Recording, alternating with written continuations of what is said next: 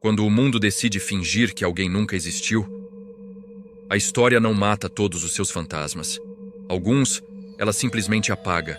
Não há lápides, não há certidões finais, não há despedidas, nem registros claros de onde tudo terminou. Há pessoas que entraram para os livros e depois foram arrancadas deles com precisão cirúrgica. Reis que nunca receberam um túmulo, cientistas cujo corpo jamais foi encontrado, jovens que saíram de casa e deixaram de existir para sempre. Desaparecer não é o mesmo que morrer. Morrer encerra uma narrativa. Desaparecer cria um vazio, e o vazio incomoda menos do que a verdade. Ao longo da história, aprendemos a aceitar batalhas sem corpos, crimes sem culpados e sumiços tratados como rodapés, arquivos fechados, investigações interrompidas, famílias silenciadas. Como se o simples passar do tempo fosse suficiente para resolver aquilo que nunca foi explicado. Mas o tempo não resolve ausências. Ele apenas as normaliza. Este episódio não é sobre fenômenos sobrenaturais, nem sobre lendas populares. É sobre casos reais, documentados, oficiais, e ainda assim, sem conclusão. Histórias em que a pergunta mais importante não é como alguém morreu, mas por que ninguém quis encontrar. Hoje o cofre não se abre para revelar respostas. Ele se abre para mostrar aquilo que foi retirado da história. Porque quando alguém desaparece sem deixar vestígios, não é apenas uma pessoa que some. É uma parte da verdade que o mundo decidiu não sustentar. O homem que entrou no trem e nunca chegou. Benjamin Bathurst, Prússia, 1809. Na noite de 25 de novembro de 1809, Benjamin Bathurst não entrou para a história como diplomata britânico, político promissor ou filho de um bispo influente. Ele entrou para a história como um homem que simplesmente deixou de existir. E o mais perturbador não é o mistério em si, é o quão banal foi o momento em que tudo acabou. Bathurst tinha apenas 25 anos e viajava pela Prússia em plena Europa napoleônica, um continente em guerra, espionagem e vigilância constante. Para evitar a tensão, usava nome falso e se deslocava com um mensageiro oficial. Nada fora do comum para a época. Nada que indicasse perigo imediato. A viagem seguia normal até a pequena cidade de Perleberg. Ali, os dois pararam em uma estalagem conhecida como White Swan. Comeram, conversaram, aguardaram que a carruagem fosse preparada. Testemunhas os viram, funcionários os atenderam. Tudo estava registrado na normalidade da rotina. Por volta das 9 da noite, Bathurst saiu primeiro para o pátio em direção à carruagem. O mensageiro veio logo atrás. Poucos minutos depois, Bathurst nunca chegou. Ele não estava na carruagem. Não estava na estalagem. Não estava na rua. Nenhum grito foi ouvido. Nenhuma luta foi vista. Nenhum rastro de sangue. Nenhum sinal de violência. Um homem adulto, alto, bem vestido, simplesmente evaporou a poucos metros de distância, em um espaço aberto, com pessoas ao redor. Como se tivesse sido retirado do cenário sem deixar vestígios. Nos dias seguintes, buscas foram feitas. A polícia investigou. Moradores foram interrogados. Nada. Apenas um detalhe estranho surgiu. O casaco caro de Bathurst foi encontrado escondido em uma latrina. Mais tarde, suas calças apareceram dobradas na floresta próxima. O corpo, jamais. Nenhum assalto explicava o caso. Nada havia sido levado. Nenhuma explicação médica fazia sentido. E nenhuma teoria simples sobrevivia à pergunta central. Como alguém desaparece entre uma porta e uma carruagem, em plena luz de lanternas e testemunhas? As hipóteses começaram a se multiplicar. Assassinato político, ordenado em silêncio, sem deixar rastros. Sequestro secreto, com retirada rápida e limpa. Ou algo ainda mais inquietante. Um apagamento deliberado, planejado para não deixar história, nem mártir, nem cadáver. Bathurst desapareceu em um dos períodos mais paranoicos da Europa. Espiões eram eliminados sem registro. Diplomatas eram silenciados fora dos campos de batalha. E a meia ausência de um corpo era muitas vezes a forma mais eficaz de encerrar um assunto. Oficialmente, o caso nunca foi resolvido. Nenhuma causa de morte. Nenhum culpado. Nenhuma conclusão. Benjamin Bathurst não morreu nos livros. Ele foi removido deles. E este caso inaugura uma verdade desconfortável que atravessa este episódio inteiro. Desaparecer não exige mistério sobrenatural. Exige apenas logística, silêncio e a decisão de não procurar demais. O inventor que sumiu antes de mudar o mundo, Louis Le Prince, França, 1890. Se a história fosse escrita apenas por mérito, o nome de Louis Le Prince estaria em todos os livros como o pai do cinema. Mas a história não funciona assim. Ela pertence a quem sobrevive tempo suficiente para registrar a própria invenção. E Le Prince não sobreviveu. No final do século XIX, décadas antes de Hollywood existir, Louis Le Prince já havia feito o impossível, capturado imagens em movimento reais. Em 1888, ele filmou cenas curtas em Leeds, na Inglaterra.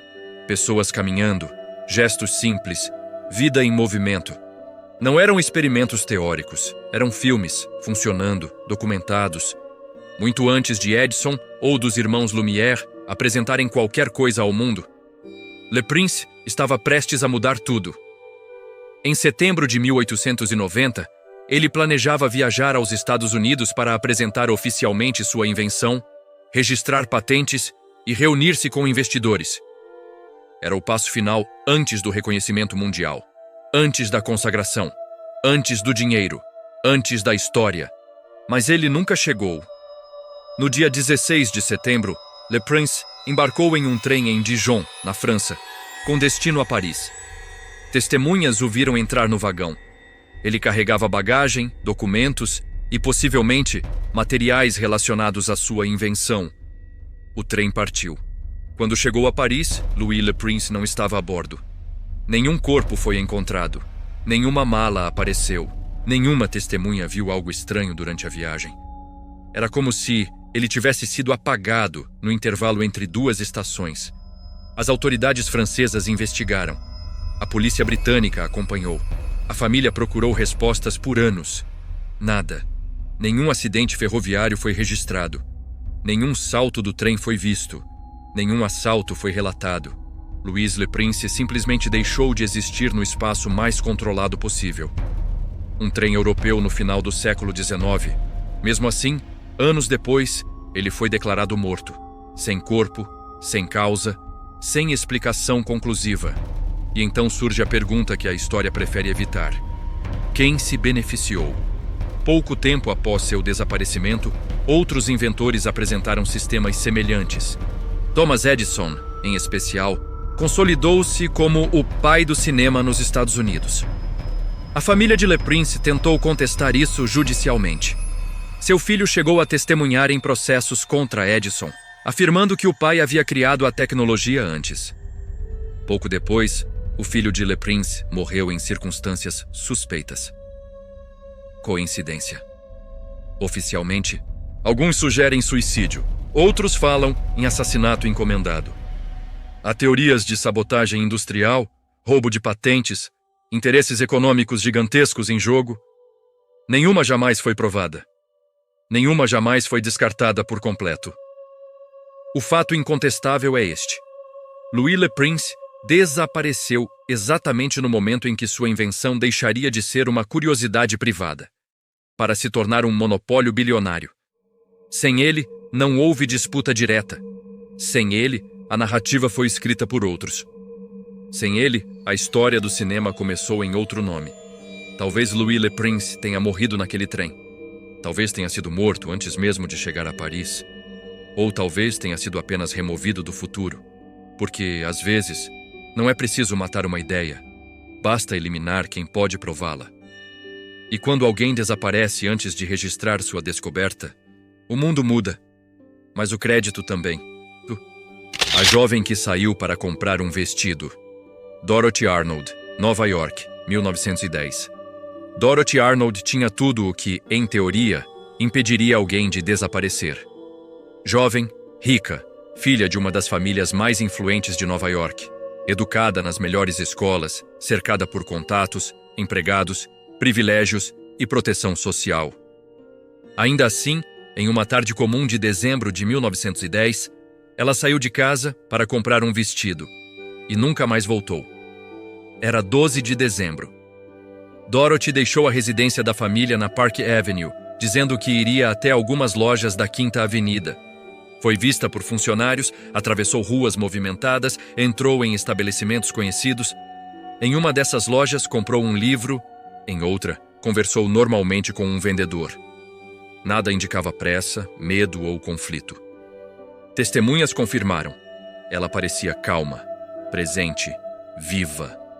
Em determinado momento, encontrou uma amiga casualmente na rua. Conversaram por alguns minutos. Dorothy mencionou que atravessaria o Central Park antes de voltar para casa. Despediu-se com naturalidade. Esse foi o último registro confiável de sua existência. Ela não chegou ao parque, não voltou para casa, não apareceu no jantar, não foi ao evento para o qual supostamente compraria o vestido. Quando a noite caiu e Dorothy não retornou, algo estranho aconteceu. A família não chamou a polícia, não divulgou o desaparecimento, não pediu ajuda pública. Em vez disso, tentou resolver tudo em silêncio. Investigadores particulares foram contratados discretamente. Funcionários foram interrogados internamente. Hospitais foram consultados fora dos canais oficiais. A prioridade não parecia ser encontrá-la, mas controlar a informação. Dias viraram semanas, sem corpo, sem testemunhas, sem bilhetes. Nenhum sinal de violência foi encontrado no parque. Nenhuma mala apareceu. Nenhum rastro financeiro foi detectado. Nenhuma carta de despedida foi deixada. Dorothy simplesmente evaporou no coração da maior cidade dos Estados Unidos. Somente meses depois, quando os boatos começaram a circular de forma incontrolável, a família tornou o caso público. Já era tarde. As pistas haviam esfriado. A cidade havia engolido o silêncio. Teorias surgiram em todas as direções. Alguns falaram em suicídio, apesar da ausência total de evidências. Outros sugeriram um aborto clandestino que teria dado errado, hipótese jamais comprovada. Houve quem falasse em assassinato, sequestro, fuga planejada, ou até uma nova identidade construída com ajuda financeira. Nada foi confirmado. Nada foi descartado. O mais perturbador não é o mistério em si, mas o contexto. Dorothy vinha tentando se afirmar como escritora, contrariando expectativas sociais. Tinha conflitos com a família, vivia sob pressão. Mas isso explica um desaparecimento perfeito? Em plena luz do dia, em uma das áreas mais vigiadas do país? A verdade é que, quando a família decidiu falar, o tempo já havia apagado quase tudo. E quando o tempo apaga, a cidade termina o trabalho. Dorothy Arnold nunca foi encontrada. Nunca houve confissão. Nunca houve encerramento oficial satisfatório. Seu nome virou uma nota de rodapé incômoda na história de Nova York. Porque às vezes, dinheiro não compra respostas. Compra silêncio. E em certos casos, o silêncio não é consequência do mistério. É a ferramenta que o constrói. O corpo que o gelo devolveu, tarde demais. Ötzi, Alpes, cerca de 3.300 a.C. Durante mais de 5.000 anos, ninguém soube seu nome. Ninguém soube seu destino. Ninguém sequer soube que ele existiu. Ötzi desapareceu em um tempo onde não havia registros escritos, mapas precisos ou memória institucional. Sua vida terminou longe de testemunhas, em silêncio absoluto, nas montanhas geladas dos Alpes. E, ainda assim, o tempo falhou em apagá-lo por completo. Em 1991, 2 montanhistas alemães atravessavam uma geleira na fronteira entre a Áustria e a Itália, quando viram algo estranho emergindo do gelo. À primeira vista, parecia um corpo recente, talvez um alpinista moderno vítima de algum acidente. A posição era inquietante, parcialmente exposto, como se o gelo o estivesse devolvendo com relutância. Somente dias depois, veio a revelação que transformaria aquele achado em um dos maiores eventos arqueológicos da história. O corpo tinha mais de 5.000 anos. Ötzi viveu na Idade do Cobre. Um homem comum, mas extraordinariamente preservado.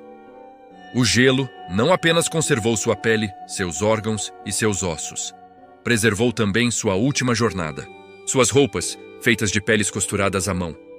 Suas ferramentas, seu machado de cobre um objeto raríssimo para a época, sinal de status e conhecimento técnico.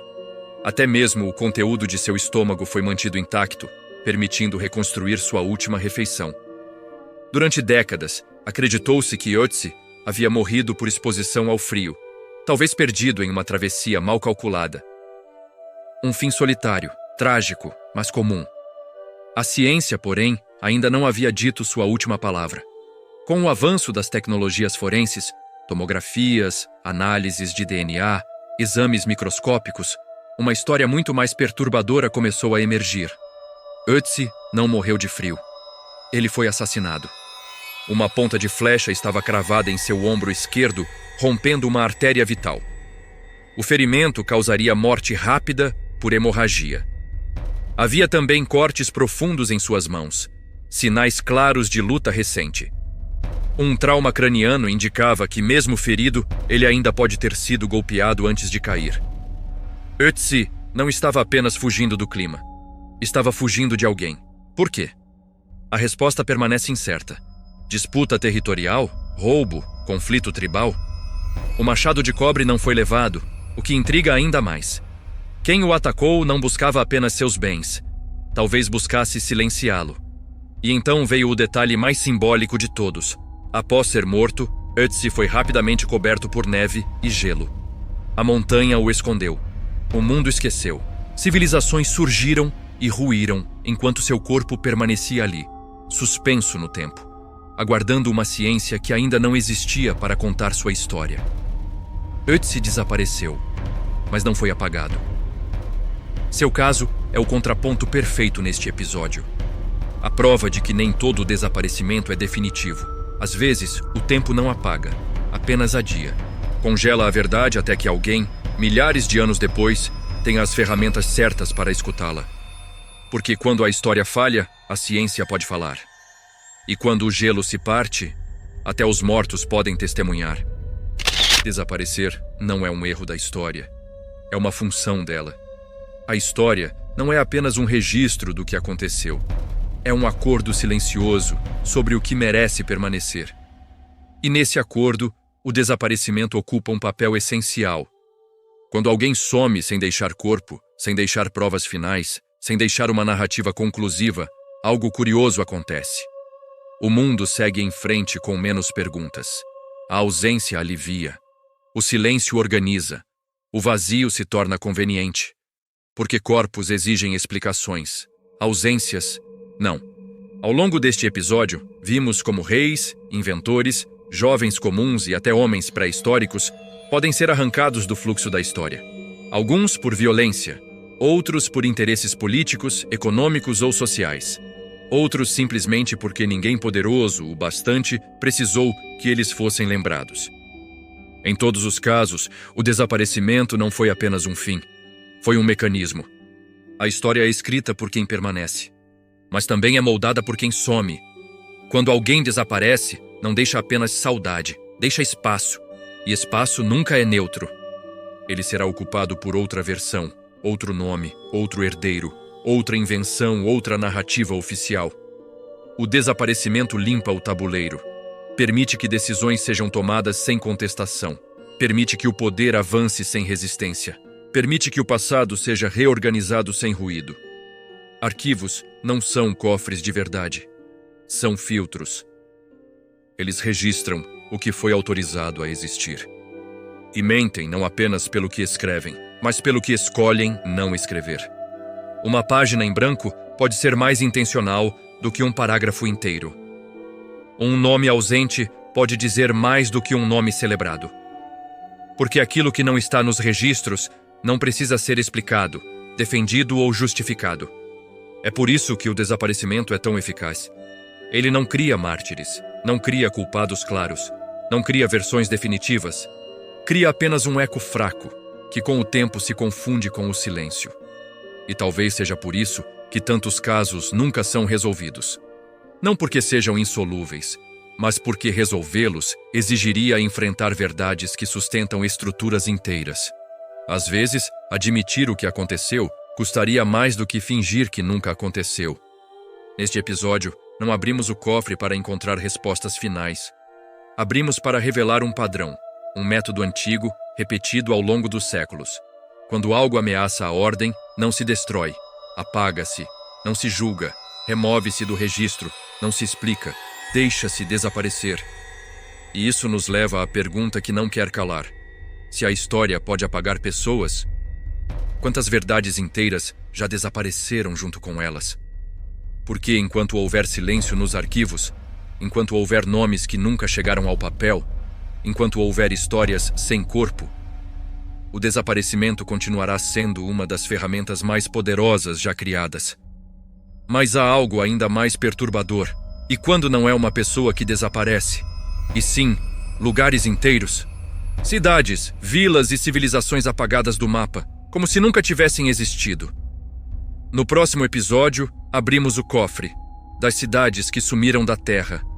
Este é o cofre azul, onde a verdade se esconde entre o silêncio e o espelho.